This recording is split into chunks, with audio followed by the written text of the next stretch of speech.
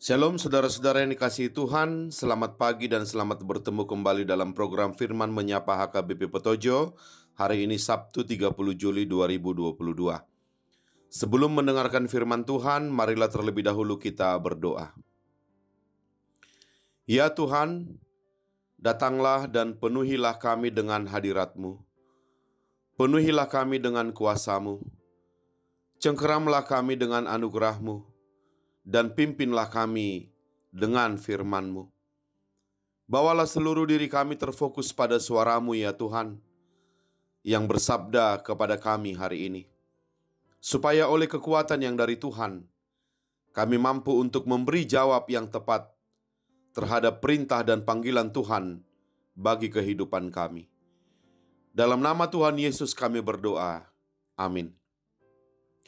Firman Tuhan bagi kita hari ini diambil dari Mazmur 78 ayat 3 dan ayat 4.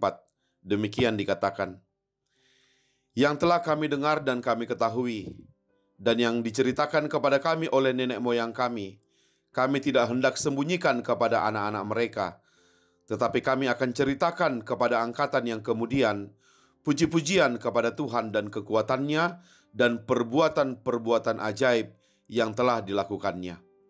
Demikianlah firman Tuhan, yang berbahagia adalah orang yang mendengarkan firman Tuhan serta memeliharanya. Amin. Jemaat yang dikasihi Tuhan, sudahkah kita menikmati kasih karunia Allah hari ini? Mungkin kita akan menjawab, sudah. Kami sudah menikmati hari yang baru, kesehatan, pekerjaan, dan banyak kasih karunia lainnya dari Allah yang sudah kami nikmati hari ini. Tetapi seperti itu sajakah yang dimaksud menikmati kasih karunia Allah? Jika kita membaca Mazmur 78 ini, ternyata Asaf, sang pemazmur, memiliki pengajaran yang penting tentang apa dan bagaimana menikmati kasih karunia Allah.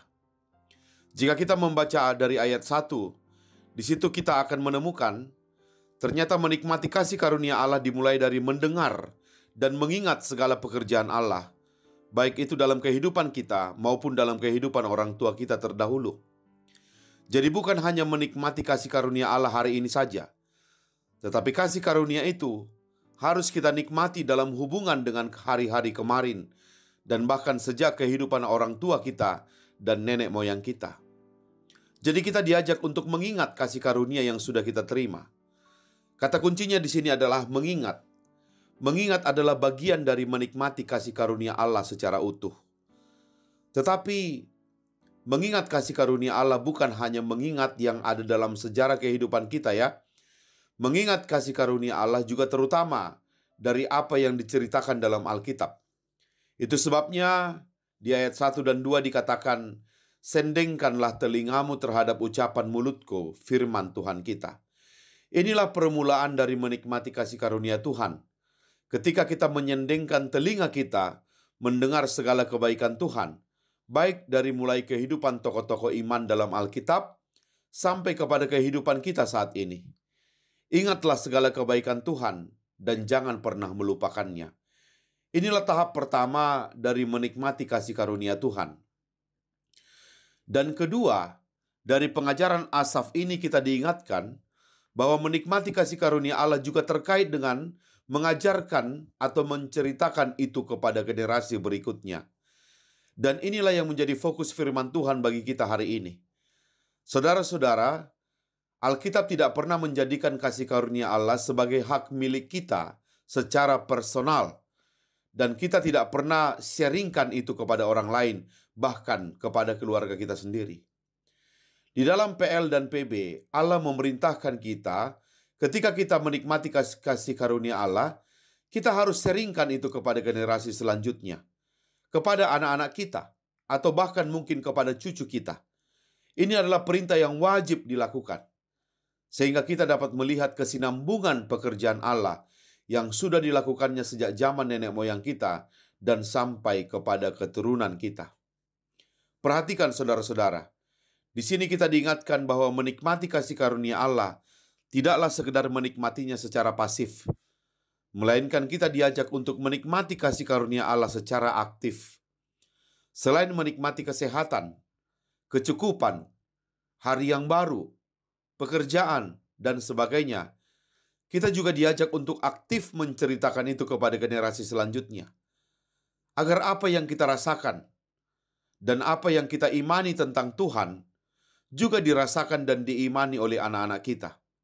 Dan inilah kasih karunia itu, yaitu ketika anak-anak kita juga merasakan dan mengimani Allah sebagaimana kita merasakan dan mengimani Dia. Ketika kita menikmati kasih karunia Allah dan mengimani Allah dalam kehidupan kita, tetapi di sisi lain anak-anak kita atau juga cucu kita sudah tidak lagi merasakan dan mengimani Allah seperti yang kita rasakan, maka kita sudah di luar kasih karunia Allah. Jadi meneruskan cerita tentang kasih karunia Allah kepada generasi selanjutnya adalah tanggung jawab setiap orang percaya. Orang yang sudah menikmati kasih karunia Allah, maka mulutnya tidak boleh diam. Mulutnya harus aktif menceritakan itu kepada orang lain, terutama kepada anak cucu kita. Inilah bagian tidak terpisahkan dari menikmati kasih karunia Allah. Itu sebabnya ada nyanyian jemaat yang mengatakan, ku suka menuturkan, ku suka memasyurkan cerita Tuhan Yesus dan cinta kasih-Nya. Kidung Jemaat nomor 427. Nah, mari kita hubungkan perintah ini dengan kenyataan yang terjadi sekarang. Kebanyakan orang Kristen mempercayakan anak-anak mereka mendengar tentang Tuhan hanya dari guru sekolah minggu saja. Ini memang baik, tetapi mari kita renungkan. Apakah guru sekolah minggu bisa menceritakan kesinambungan kasih karunia Allah dalam kehidupan kita dan kehidupan orang tua kita? Bukankah guru sekolah minggu hanya bisa menceritakan tentang Tuhan secara umum saja? Sementara anak-anak kita harus mendengarkan tentang perbuatan-perbuatan Allah dalam kehidupan orang percaya, baik itu secara umum, tetapi terlebih lagi secara khusus dalam kehidupan orang tuanya dan nenek moyangnya. Cerita tentang Allah secara berkesinambungan. Allah itu harus diperkenalkan kepada anak-anak kita secara pribadi. Bagaimana Dia berkarya secara khusus dalam kehidupan keluarga kita turun-temurun. Nah, bisakah ini dilakukan oleh guru sekolah minggu? Tentu saja tidak. Jadi guru yang pertama dan yang utama untuk memperkenalkan Allah secara khusus dan personal adalah orang tua, bukan guru sekolah minggu. Jadi menikmati kasih karunia Allah ini bukanlah hak eksklusif kita secara pribadi, melainkan harus diseringkan dan diceritakan kepada orang lain, terutama anak-anak kita sendiri. Dan ini sangat relate dengan perintah Tuhan di Keluaran 6 ayat 7-9. Di situ dikatakan, haruslah engkau mengajarkannya berulang-ulang kepada anak-anakmu dan membicarakannya apabila engkau duduk di rumahmu, apabila engkau sedang dalam perjalanan, apabila engkau berbaring, dan apabila engkau bangun. Haruslah juga engkau mengingatkannya sebagai tanda pada tanganmu, dan haruslah itu menjadi lambang di dahimu, dan haruslah engkau menuliskannya pada tiang pintu rumahmu dan pada pintu gerbangmu. Perhatikan kata mengajarkannya berulang-ulang. Jadi menikmati kasih karunia Tuhan juga harus sambil menceritakannya berulang-ulang kepada anak-anak kita. Inilah kunci pengajaran di Alkitab, yaitu berulang-ulang. Sehingga cerita tentang Tuhan itu tidak lagi hanya ada di alam sadar anak-anak kita, tetapi akan masuk sampai ke alam bawah sadarnya, karena sudah diceritakan berulang-ulang. Dan alam bawah sadarnya itu akan mengontrol kehidupan mereka. Dan bukankah dengan mengajarkannya dan menceritakannya berulang-ulang kepada anak-anak kita, tidak sekedar menguntungkan anak-anak kita, tapi juga akan menguntungkan diri kita sendiri.